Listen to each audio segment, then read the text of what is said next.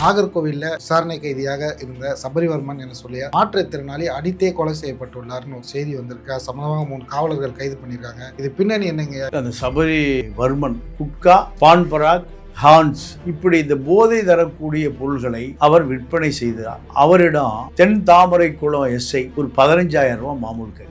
மாசம் டெய்லி 500 ரூபாய் கேட்கிறேன். இந்த மாற்றுத்திறனாளி சபரிவர்மன் எனக்கு வருமானம் இல்லை, நான் டெய்லி 500 ரூபாய் உங்களுக்கு எப்படி கொடுப்பேன், எனக்கே 200-300 ரூபாய் கிடைக்கிறது.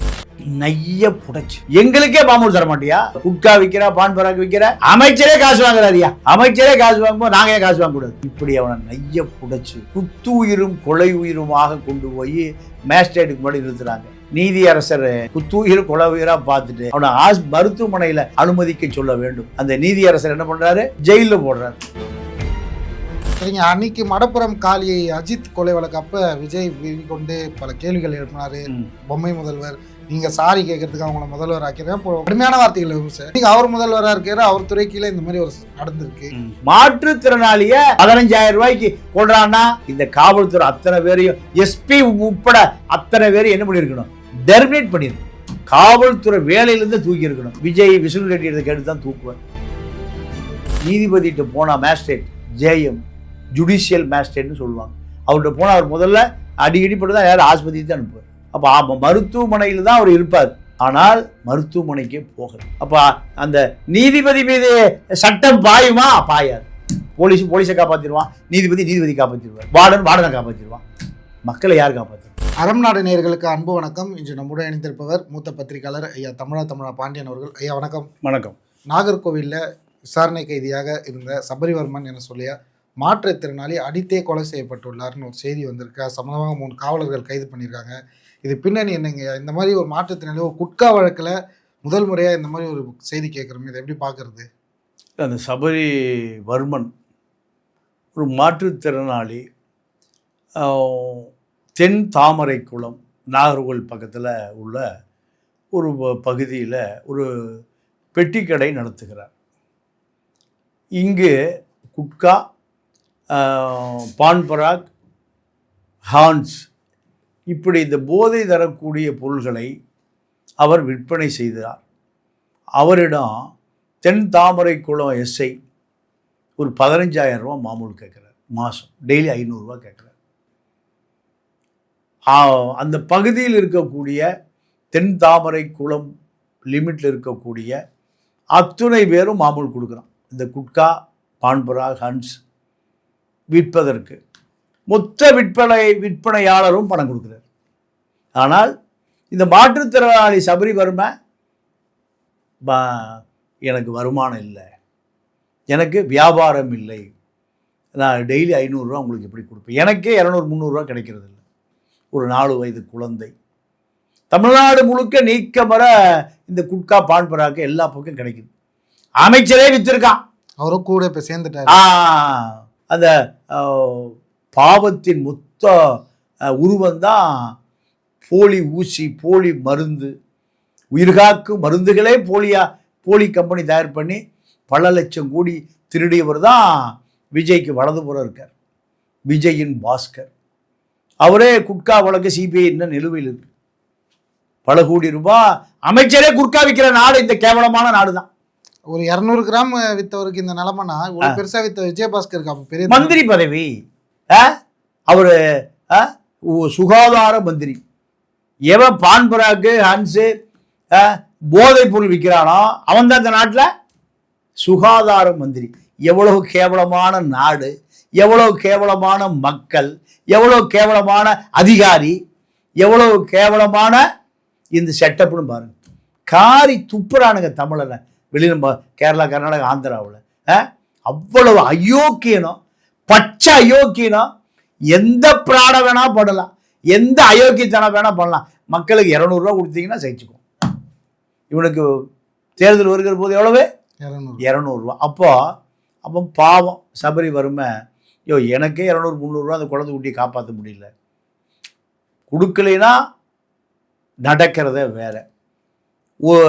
இதே போல் ஒரு நாள் போலீஸ் டீமோட வர்றார் அந்த எஸ்ஐ, ஒரு கிறித்துவர். இத்தனைக்கு அவர் ஒரு கிறித்துவர், 3 நேரமும் இயேசுவை தொழுகிறவர். அவர் போலீஸ் படையோடு வந்து கூட்டிகிட்டு போகிறார் எங்கள் தென்தாமரைக்குளம் போலீஸ் ஸ்டேஷனில். நைய புடைச்சு, எங்களுக்கே பாம்பு தர மாட்டியா?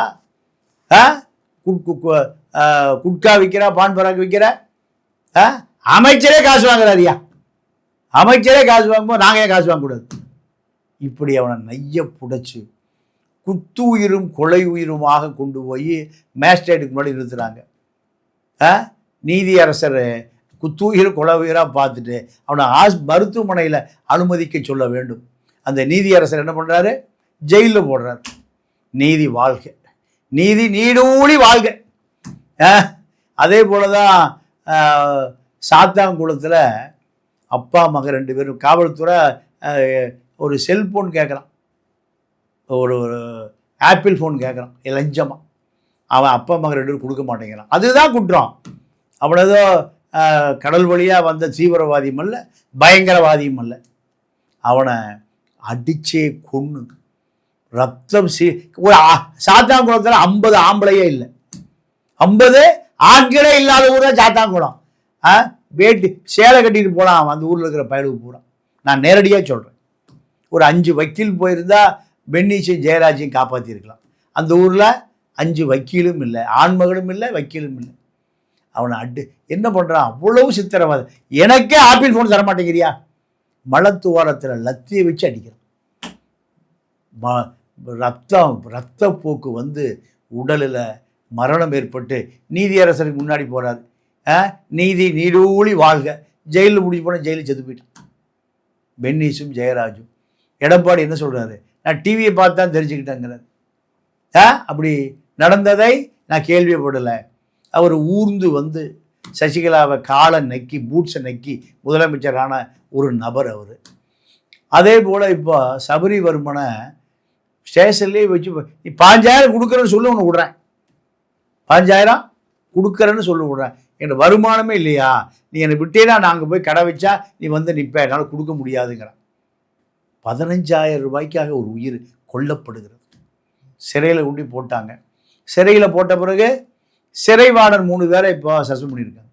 ஆனா இந்த அடி எல்லாம் பட்டது ஸ்டேஷன்ல தான். எந்த ஊர்லங்க ஜெயில அடிக்கிறான்? ஆனா நெரட்டிவே மாத்துறாங்களே 3. அதுதான் திராவிட ஆட்சியிலிருந்து வந்த தாவேக ஆட்சி. எப்படி நல்ல ஆட்சியா?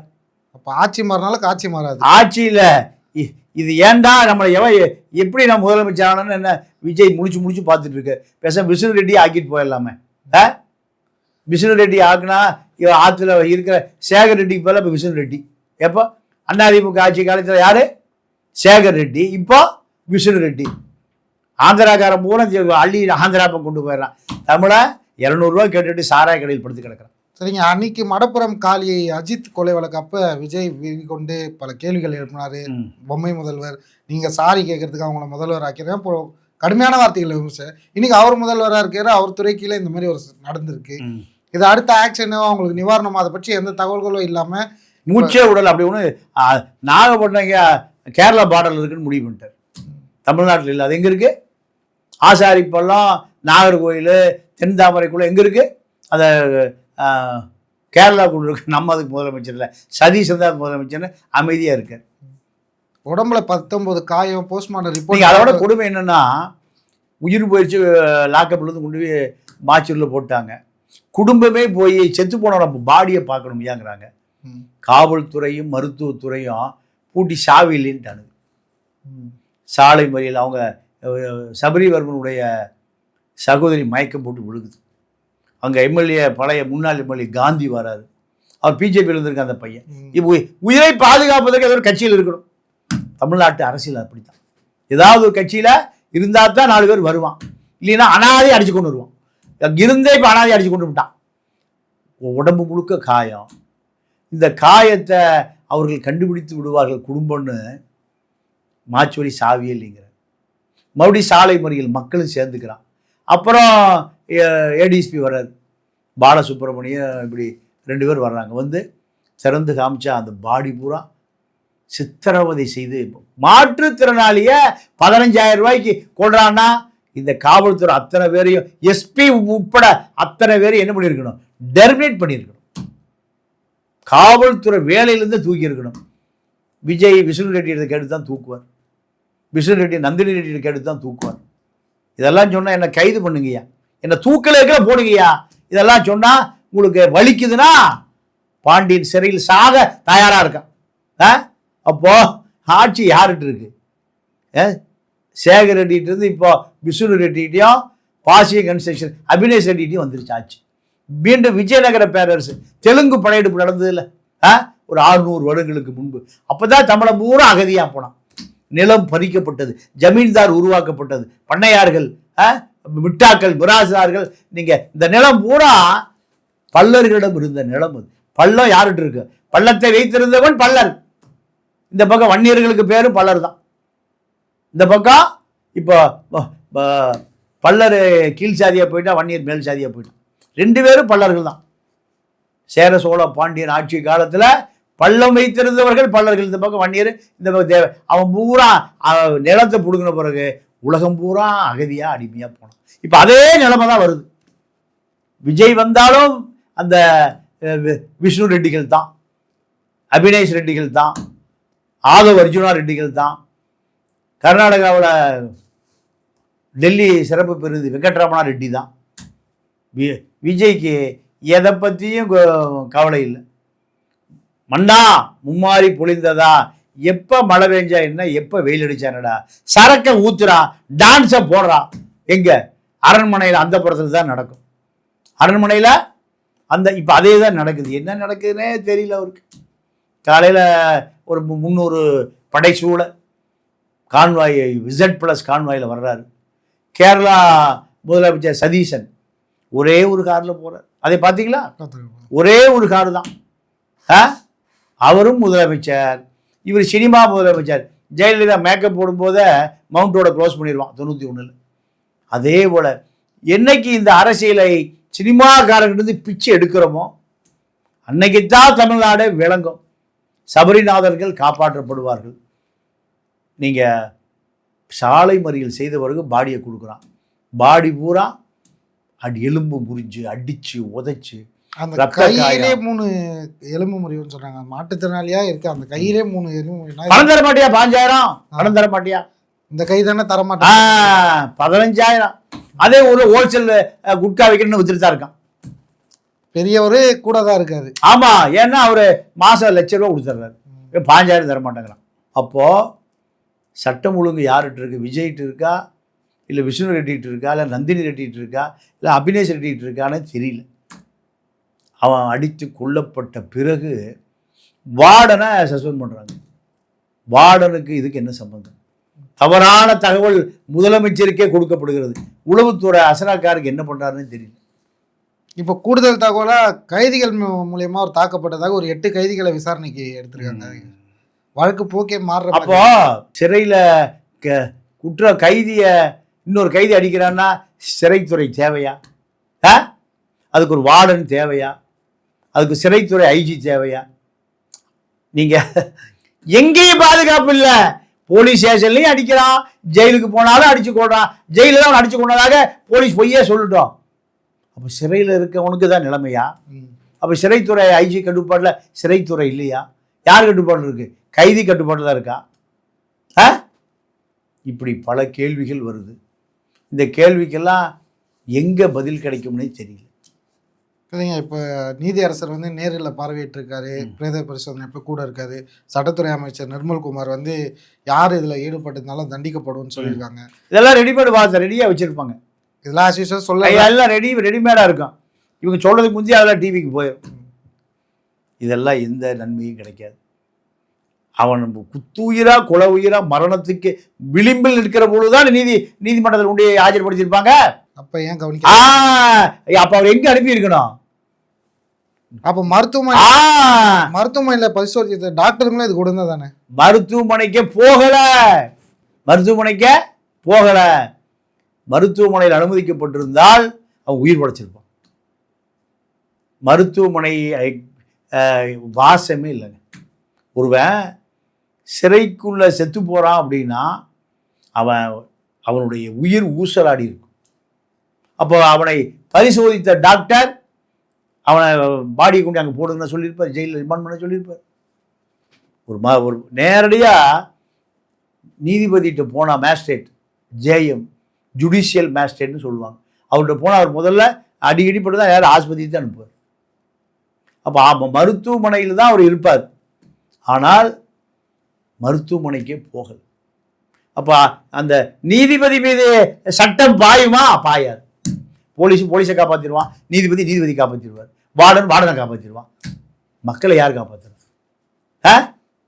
மக்களை யார் காப்பாற்றுவது? விஷ்ணு ரெட்டி காப்பாற்றிடுவார், குடும்பத்தோட காப்பாற்றிடுவார். மக்களை யார் காப்பாற்றுறது? மக்களை யார் காப்பாற்றுவது? திமுக ஆட்சியிலையும் இதுதான், எடப்பாடி ஆட்சியிலையும் இதுதான், ஜே ஆட்சியிலையும் இதுதான், கருணாநிதி ஆட்சியிலையும் இதுதான். துப்பாக்கி சூடெல்லாம் நடந்திருக்கு. அப்போது திமுக ஆட்சியில் அஜித் குமாரை அடிச்சே கொண்டான், குற்றவாளியே இல்லை அவன், பாவம். அவனுக்கு திருடு போன நகைக்கு சம்மந்தமே இல்லை. டேவிட்சன் ஆசீர்வாதத்தினுடைய செட்டப்பு கீப்பு அவளை விசாரிக்கவே இல்லை கடைசி வரைக்கும். ஏண்டா கீப்புக்கெல்லாமாட அடிச்சு கொள்ளுவீங்க? அதுக்கு தனிப்படை அமைச்சு, தனிப்படை எவ்வளவு. அப்போ இங்க அரசியலும் இல்லை, மக்களுக்கு அதிகாரமும் இல்லை. இது ஒரு மிகப்பெரிய ஒரு அதிகார மையம். அவர்களுக்கு மக்கள் அடிமை, மனிதநேயமும் இல்லை. நீங்க இன்ன வரையும் மனித உரிமை ஒரு குரல் கூட கொடுக்காம இருக்கு அந்த ஆணையம். மனித உரிமை ஆணையம் நாக்கு வலிக்குவதற்கு பயன்படும். எது வலிக்குவதற்கு? நான் இலங்கையில தான் பார்த்தேன்.